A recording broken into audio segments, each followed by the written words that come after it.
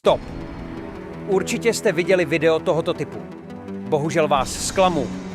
Nefunguje to. Sám jsem vyzkoušel tuhle techniku. Vytvoření hádanek, vytvoření šablony v kanvě, vygenerování 300 shorts videí a tak dále. Po několika dnech od publikování těchto videí jsem měl na prvním videu 260 zhlédnutí. Super, byl jsem nadšený.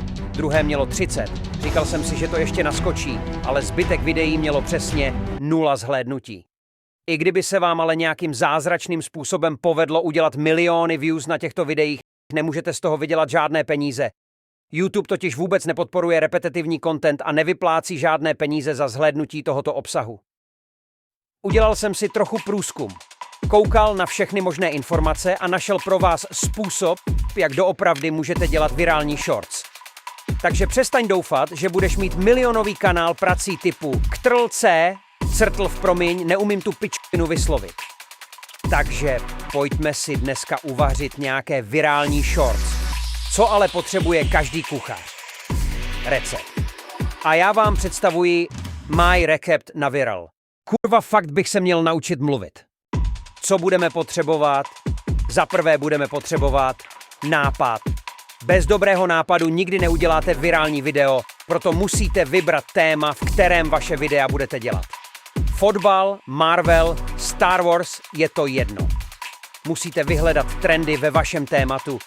Když to bude téma, co vás baví, je to bod pro vás, protože vy sami budete vědět, co je momentálně trendy a o čem videa dělat.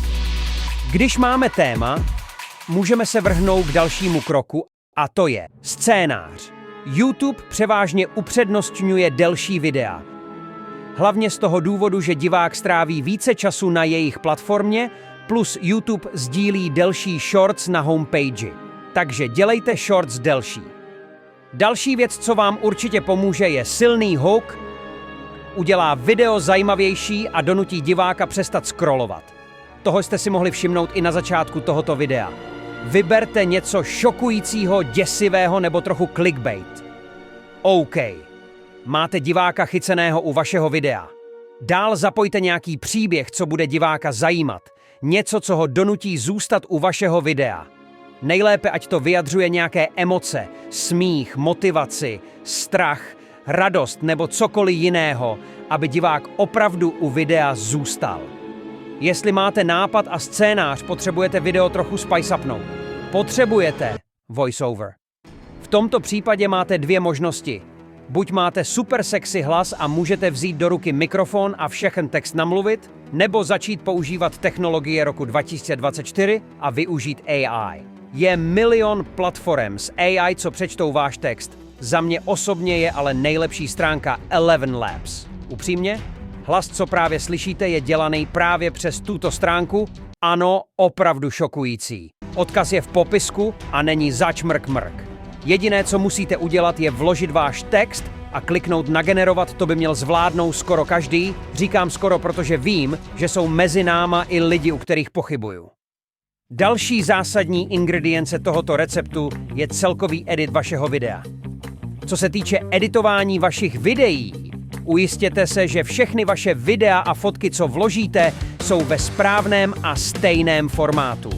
Vložte voice-over a nastříhejte ho tak, aby hlas zněl naturálně, ne jak v tomhle videu. Co 100% musíte použít, jsou titulky.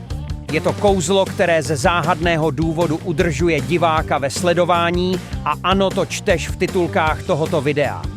Dále použij tu věc, co máš na krku a buď trochu kreativní, zkus nějaké šipky, kolečka a zvukové efekty, aby si obzvláštnil svoje shorts. Jakmile si splnil všechny tyhle kroky, nastává čas na publikování. Pro titulek, popisek a tagy zahrnující SEO můžeš opět použít AI a ChatGPT vygeneruje přesně to, co potřebuješ.